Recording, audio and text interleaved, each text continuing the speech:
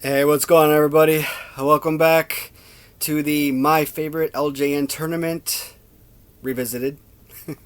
This would be the third episode, so we are working on looks like series 3 now. So I'm gonna kind of break this down. Looks like I got about four or five, five matchups right here. I know I'd been doing 7 matchups previously, but some of the videos are just extending way too far out, so I guess I am going to have to keep them at about 5 matchups per video. And, some of those that don't have duplicates, those are fine. If we could just do one-on-one as opposed to original versus custom, then, yeah, we'll probably be able to stretch it out, 7, 8 matchups per video. But I'm trying to stay away from the 35-minute marker. If I can get it around 20, 25 minutes, I'm okay with that. So, I really don't see a lot of eliminations per se in this round or in this video because most of them are going to be customs versus originals. And there's really only 2 battles that I see here among the 5 or 6. Let's see, 2, 3, 4. Alright, so there's going to be 6, 6 matchups. Only 2 of them are going to feature an actual elimination. The other 4 matchups, again, you're going to see some wrestler, some version of that wrestler move on to the next round. So we're going to start off with one of my favorite figures. Now, it's not an elite figure. I probably wouldn't even rate it in the top tier among the figures, but I think it's probably high mid-tier figure. And it is the Corporal Kirshner figure. Of course, being in the Army myself, I kind of gravitate towards the Army battle dress uniform colors. It's just a really nice figure, and not the greatest pose, but I mean, it's definitely playable. You could be a kid. Heck, I could sit there right now and wrestle with this and have a lot of enjoyment with this if I wanted to.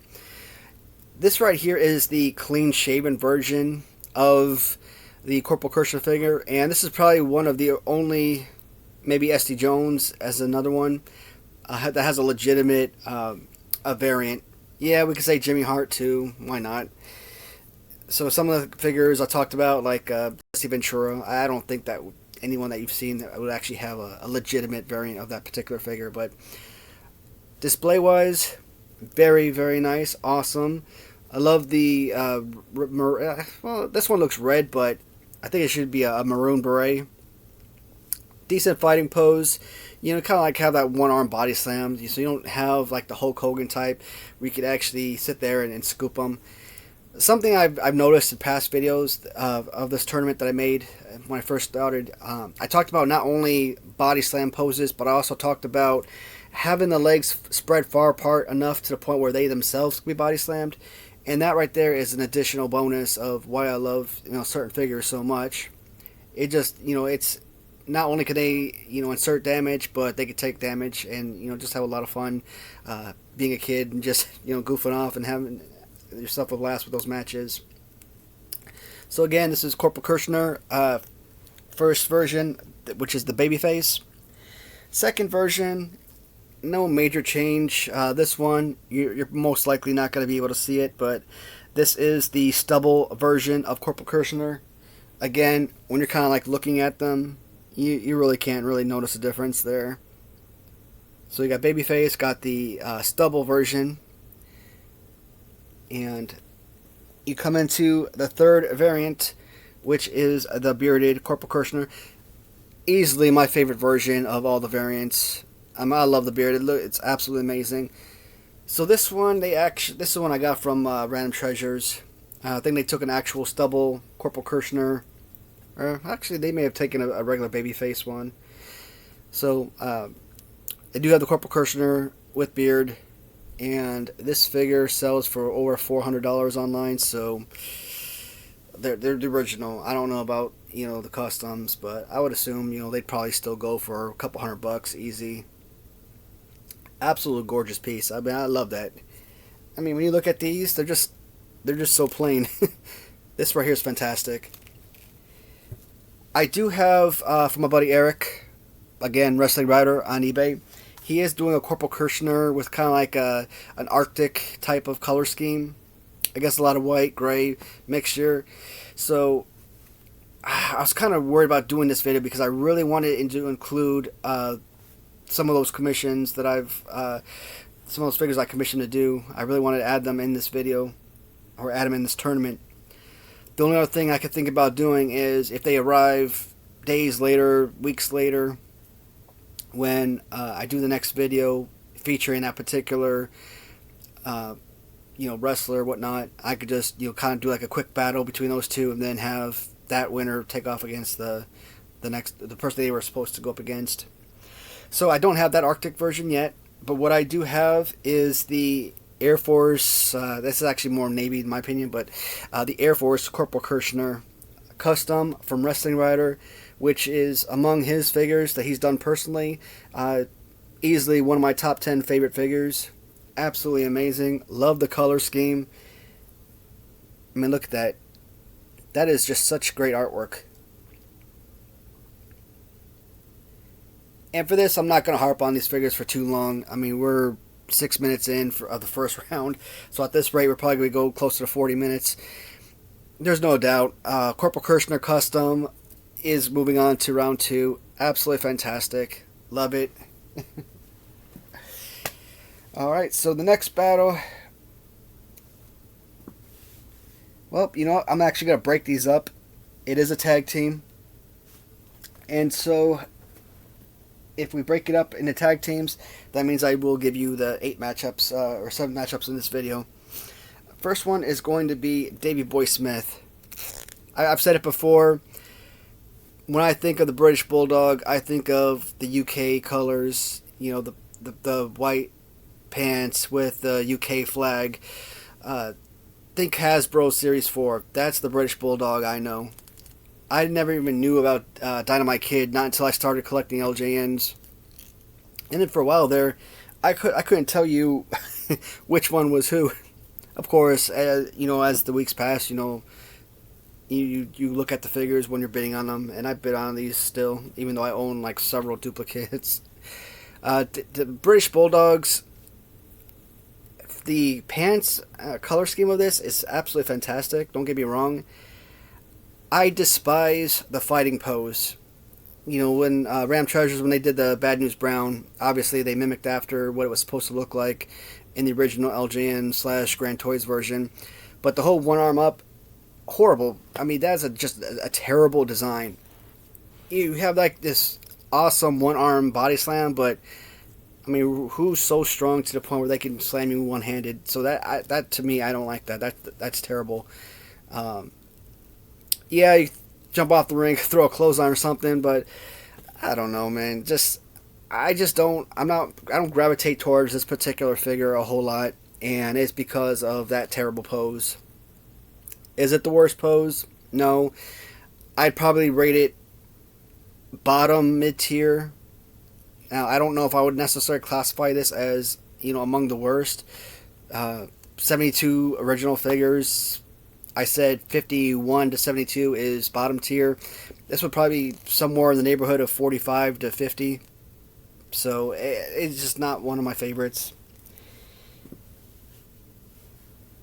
And we go to the custom from Robert Jackson. And this is exactly what I'm talking about. This is the British Bulldog that I know. There is no the British Bulldogs. It's just the British Bulldog, singular. Davey Boy Smith, this is it. This is a fantastic figure, paint scheme wise.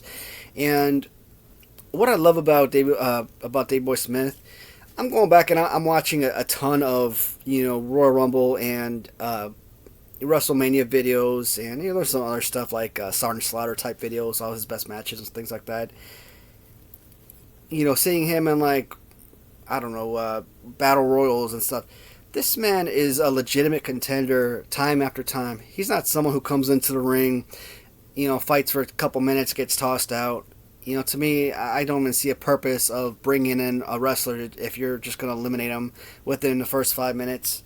So these folks that get tossed in like 10 seconds or less, it's just a waste of a spot. It doesn't make for an entertaining competition. Imagine having to pay $50 for a pay-per-view back in the day, and watching, your favorite wrestler get tossed. Shawn Michaels jumps in the ring, punches the Ultimate Warrior, and then the Warrior sends him flying over the ropes 2 seconds later. It's just not fun, Like I said, Davey Boy Smith, British Bulldog, fantastic wrestler, an elite wrestler, a true legend among my childhood. And for this one, there's not even a question about it. The Robert Jackson custom version, light years better. And so we cut into Dynamite Kid. I'm not even going to harp on this for too long because pretty much anything I could say about this figure, I've already basically said with Davey Boy. And once again, you like the original, you like the custom. I love originals. I'd always prefer originals, of course, but so many customs out there. Just a beautiful, fresh take on the figures and everything. Did Dynamite Kid ever wear this outfit? I don't know. I mean, like I said, I've never, seen this particular point that I can remember. So, Dynamite Kid with the custom. Again, we're not going to harp on that for too long. We already know the answer. Alright, so, moving along. And this right here, this is exactly what I'm talking about. This is what confuses me about this type of figure.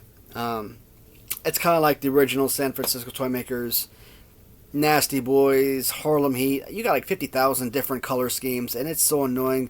It seems like every series has multiple colors, and trying to complete that collection, it's frustrating because there's so many different variations of the exact same figure. Back in the day, if you're buying it up for $5, a package for $5, I can understand. But today, when you're paying $100 for a package, finding Harlem Heat with blue uniforms, $500+, no, you can't do it. So LJN was pretty good about sticking to one particular wrestler for the most part. But there's versions such as this. I don't understand why they had to keep changing this one up. So, you got the first Jimmy Hart figure. Just a regular Jimmy Hart. Plain red megaphone. Great looking figure. Definitely one of the elite figures among the managers. Absolutely fantastic. Then you've got Jimmy Hart. Exact same color scheme. Everything's identical. But they add hearts on the megaphone. Now notice that neither one have a heart there. And then we come out to number 3. Again, same exact figure. Hearts on the megaphone. What do we have? A heart in the middle. Like, I think I just kind of came across this by accident. This one came from Stinger GQ. Was my most recent purchase. I thought there was only really 2 variants, and one with the mega hearts on the megaphone, one without. I didn't even realize there was a third one that that had an actual heart in the middle section. But because it's more complete, I guess, I am going to go with the one with the full hearts for Jimmy Hart. Play-wise, as a kid, I'm sure nobody was really using that as a wrestler. I hear that some folks that did want to kind of use them would cut off the megaphone, which, no. If it's got a built-in for Vince McMahon, Mean Gene, don't destroy the figure by cutting that out. Nah. I mean, yeah, could you use him as a wrestler? Sure. You just pretend that he's not holding the megaphone. You can still fight with this. I think it's a pretty decent, not great, but adequate figure. Because he's not an actual wrestler, that's not the figure's intended purpose. For that reason only, I would say he was probably a bottom tier or a very low mid-tier figure, in my opinion. But again, I mean, aesthetically, this is one of the best looking figures of the line. Fantastic. So, we're going to do the all hearts for that one. Next one, we are going to skip to Randy Savage. Randy Savage. What can I say about this figure that's not going to irk a lot of people? So as you guys know, I've talked about it in the past. Hulk Hogan, Ultimate Warrior, Randy Savage. Those are legends of my childhood. Those are, my top three favorite wrestlers of all time. And then later on in life, you get into guys like, Shawn Michaels, Bret Hart, Undertaker. As much as I love Randy Savage, the figure just does not do him justice. I know a lot of people are obsessed with this figure, but to me, this is a very low-level, mid-tier figure. And I'm talking about maybe number 40 or 45. I've never done a full layout of all the figures. I've done a top 10 favorite, but if I were to actually lay out all the figures from the original line and put them in the order that I think is best, again, I'm just guessing, but somewhere around 35, 40, 45. Because of the pose. I mean, I'm not, as far as the trunks and everything, I'm really not a huge fan. I could care less. I mean, it looks decent enough. The fighting pose. I am obsessed with my fighting poses, and this is one of the worst. Kind of like that Brian Pillman and Sting from Galoob type of pose. Yeah, they're adequate, especially for the Galoob line, which isn't all that great to begin with. But LJN, when they had Series 1, they had all these amazing wrestlers with all these amazing poses. And then as Series 2 and onward, the figure's poses just starts getting worse and worse. And I get it. You can't keep using the same poses over and over again, but hands up like that, if this in Hasbro, bam, lower hands up and down. It's easy. But with the rubber figures, love Randy Savage. Terrible figure. I don't want to say terrible, it's just not great. So that is the original. The first custom I bought, and it had been my favorite Randy Savage figure for a while, until I had gotten some of the others in, and it's just a beautiful paint job. The only thing I didn't like about this is they actually hand wrote Macho King on the back here. At least I think it's handwritten. I mean, it could be stenciled or something, but anyways, it's just a fantastic looking figure. And, they didn't add no additional molds or anything over the body. They just colored in the skin and everything. Looks fantastic. This one, they outdid themselves. This one was so incredible. And then we start getting into some of the more elite Macho Man figures. This one came from Eric Boyer, Wrestling Writer. And let's see if I have it over here, or did it fall? It fell down. So I kind of messed myself up when he was making this figure. He asked me if he wanted Macho Man to hold the scepter, and I told him no, it would look good loose. And when I got the figure, I immediately regretted that decision, because they could have cut a hole in here and fit the scepter, and he could have been holding it as a removable accessory. Otherwise, you're just basically putting it right by his foot, and that's how you have to display it, because you can't actually hold the scepter, which really sucks. But I mean, other than that, this is an absolutely fantastic piece all around. I mean, look at that. The color of the knee pads, boots, the laces, it all blends in so well. And of course, the king's robe garment, that's just so incredible. It's such a fantastic accessory.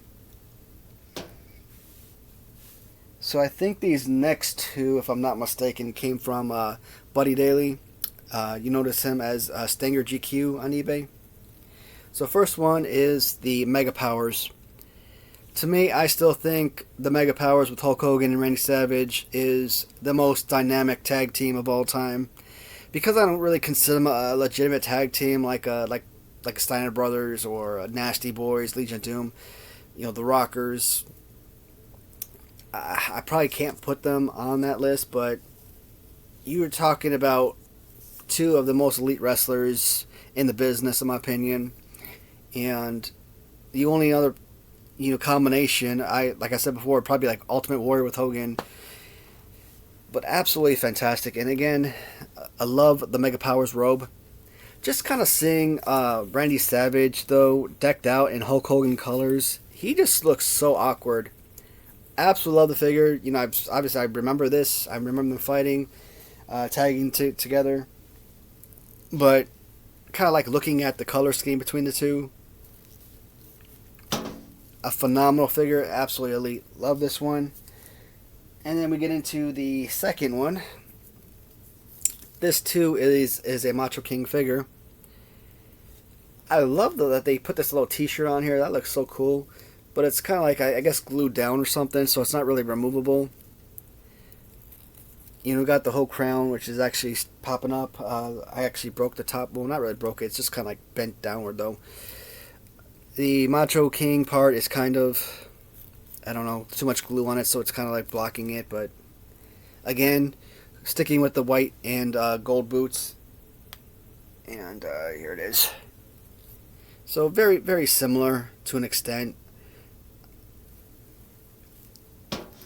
And all of these figures are great. I mean, there really isn't a wrong answer when the time comes as far as choosing which one I like the best. This last one comes from one of the greatest customizers that I've ever seen, Robert Jackson on eBay. And again, Macho Man on the back. I like that he actually puts on these belts, Macho Man. I'm trying to think who the other one was, because I got another wrestler, Ricky Steamboat. No, it wasn't Ricky Steamboat. Maybe it was one of the Hasbros I'm thinking of, where he's got the name on the belt. And like I said before, his belts, I mean, we've seen a lot of these laminate belts, but this, with the little felt that he puts on the inside, this is easily the best among the laminates I've ever seen. So, and he gets all these amazing colors of belts, so I kind of keep the Macho Man on there because it fits with the overall figure. But I mean, what else can you say? I mean, this is unique from some of the other figures I have. Beautiful color scheme all around. Dark paint. Got the nice little dark blue headband. It's just a beautiful piece. I mean, again, it's Macho Man. I'm trying, which one was it? Was it Royal Rumble or was it no? It could have been WrestleMania. I'm thinking Royal Rumble 1990. So, Macho Man, he loses the battle. I think he was facing Ultimate Warrior, if I'm not mistaken. Loses the title, and Sherry basically jumps him, beats the crap out of him at the end. I mean, he's all bruised and knocked out, and you got Sherry all over him. And throughout the whole entire match, they keep panning to Elizabeth in the crowd, and her concern for her husband. She jumps over those railings at the end, runs up the aisle, jumps in the ring, whoops on Sherry a little bit. Macho Man, comes to his senses, swings at her, thinks that she just attacked him. I swear to God, that scene where they embrace and he lifts her up on his shoulder, that brought tears to my eyes as a kid. And going back and rewatching that, and just seeing all the people in the audience tear up, and I'm like, dang, that stuff is still emotional all these years later. One of my oldest memories of wrestling, and like I said, even to this day, that stuff is still a beautiful scene. I always think the Macho Man made a better bad guy than a good guy.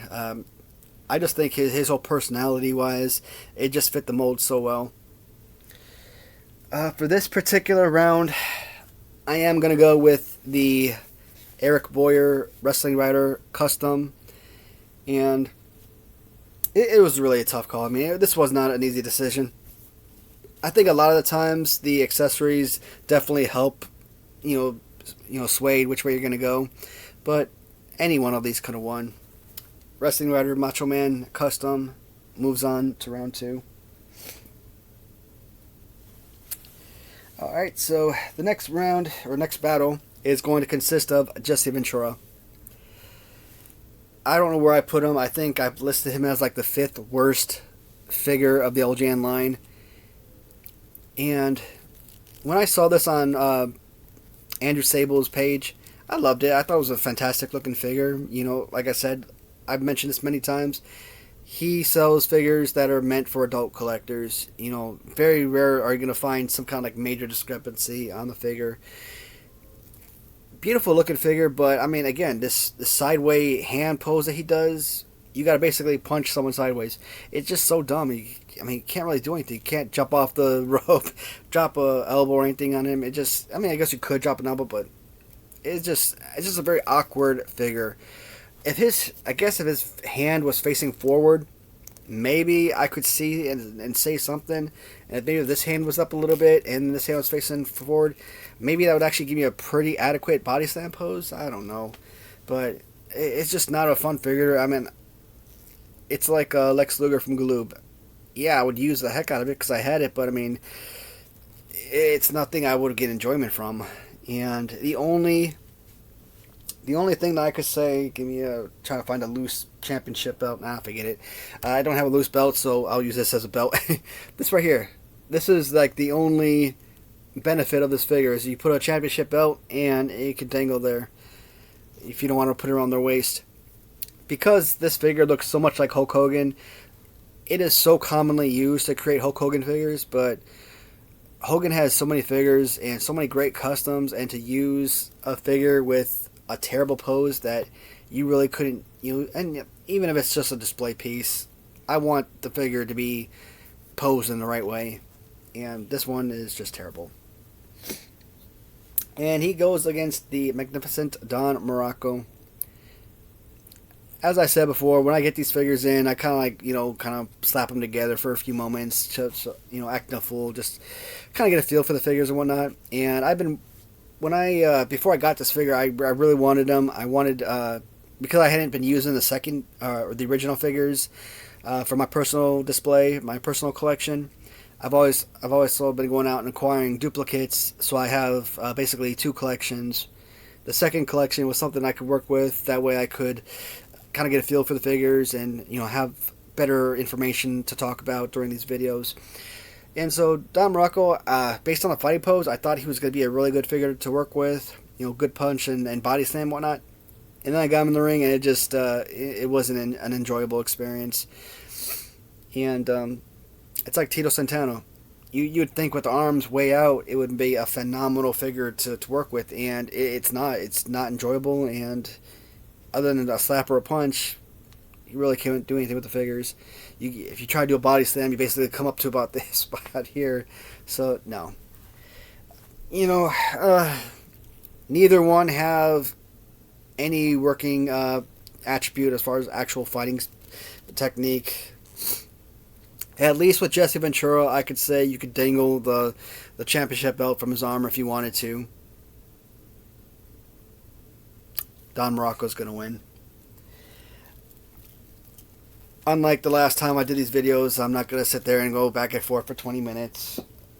Like I said, Jesse Ventura is on my list of worst figures, and this isn't a top tier figure at all, mid tier figure, but I still think it's far light years better than what you're going to get with Jesse Ventura. So I'm going to do one more matchup, and it's going to feature Mean Gene Okerlund, one of the voices of my childhood, one of my most respected and beloved characters. And I think Mean Gene Okerlund was like a TV personality, like a not weatherman, but I think he worked in the newsroom or something at one point, was a reporter, and he definitely had the voice for it. And transitioning to the WWF, probably resurrected an already strong career and made him an absolute legend, and kind of like a Harry Carey with the Cubs. Harry Carey dies, what do? They resurrect a statue in remembrance, and that's kind of like what Mean Gene Okerlund meant to the World Wrestling Federation and its fans. Just an absolute great personality. And I always thought that Mean Gene and Hulk Hogan always had the best interviews. I just think that there was a lot of respect between those guys. So Mean Gene, again, he's another one of those figures that he's not intended to be a wrestler.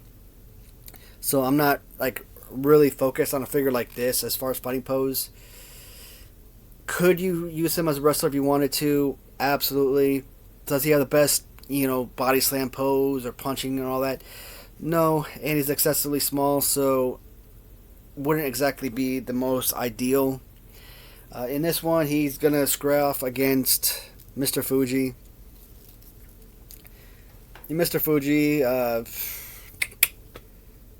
so late 80s, Powers of Pain, most famous. The things I think about when I think of Mr. Fuji is Yokozuna. So I always think about him coming down the aisle with the Japanese robes and carrying a bucket of rice and stuff, and going back and rewatching some old matches. Yes, that obviously is going to refresh a lot of memories that I didn't have previously. So the whole ringmaster suit that he has, it makes sense. And of course, he's one of very few figures that actually come with accessories, and this is a good one. Looking at this figure, because Mr. Fuji, he was a wrestler, I think up until like the early 80s, before transitioning to managerial role. This is, because this one comes, and yeah, I get it, they got the built-in accessory, but I don't really consider that to be an accessory, not really, because it's not removable. This is actually two really good figures, and a lot harder choice than you might think. First time I made this tournament, I said that I wasn't going to let the person themselves play a role in my decision. It was strictly going to be based on the figures, the fighting poses, the colors, and this one, because they're very similar all around, it's just it's not as easy of a choice as you might think. I love the fact that Mr. Fuji has the cane. I mean, that's a nice little weapon that he used in a competition. But I can't get rid of Mean Gene Okerlund. It's just a great piece, and because of the positioning of the hands, I do think this would make a better fighter, better wrestler if needed to, than the Mr. Fuji figure. So I am putting Mean Gene Okerlund through up until round 2. Alright, so that will conclude this round of battles. To recap, 1, 2, 3, 4, 5, 6, 7, 8. 8 matchups. Oh, did I have 8 matchups? That's weird. Alright, so in the video I made before this one, it was the Wave 2 of the Mattel Retros, talking about the Hart Foundation and Nikolai Volkov. In that video, I mentioned that the very first video of this tournament that I recorded did not save, or was corrupted, or what have you. So I'm gonna have to go back and redo that video. Now, by the time I post this video, because this is video 3 or episode 3 of the tournament, that video already have been up. So right now, let's see. Today is Tuesday, September 20th. Now, when I make that video, possibly right now, that'll be uploaded, days and days before this video is uploaded. So what I'm saying right now will have no bearing, but kind of give you an idea of why things might appear backwards to an extent. All right. I'm actually really looking forward to making the next round or the matchups. So I may not do that particular video right now. I might wait and see if I can still fix that file. So I'm going to do the next round, and then I'll come back and do the first video if I have to. Alright. Well, guys, thank you so much for watching. I'm really hoping that the viewers are really loving this tournament. Let me know what your decisions would have been. If you think I made the right choice. I always love to hear feedback. Thanks, everybody. I'll talk to you soon.